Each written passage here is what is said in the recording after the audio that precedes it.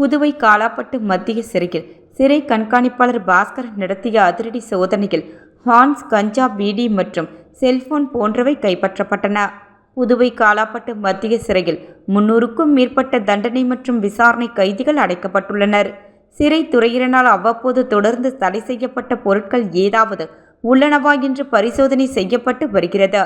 மேலும் புதுச்சேரி காவல்துறையின் மூலமும் அவ்வப்போது சீக்ரெட் இன்ஃபர்மேஷன் அவற்றின் கருத்தில் கொண்டு பரிசோதனை செய்வது வழக்கம்.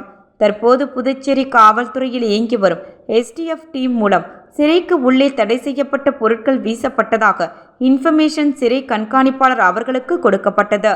அதன் அடிப்படையில் சிறை கண்காணிப்பாளர் திரு பாஸ்கரன் சிறை முழுவதும் சோதனை நடத்தினார். அப்பொழுது சிறையின் சமையல்கூட பகுதியில் தடை செய்யப்பட்ட பொருட்கள் கைப்பற்றப்பட்டன. மொத்தமாக ஆன்ஸ் 50 பாக்கெட், 30 பீடி கட்டு, கஞ்சா, லைட்டர், செல்போன் போன்றவை கைப்பற்றப்பட்டன. மேற்கண்ட விசாரணையில் சில நாட்களுக்கு முன்பு சிறையிலிருந்து ஜாமீனில் சென்ற சிறைவாசி ரிஷிகுமார் மற்றும் ஆனந்த் 22/7/2025 அன்று நள்ளிரவு முதல் சிறை சுவரின் காம்பவுண்டில் ஏறி குதித்து உள்ளே வந்து அடுத்துள்ள 2வது காம்பவுண்ட் உள்ளே வீசிவிட்டு சென்றுள்ளனர் என்பது தெரிய வந்துள்ளது.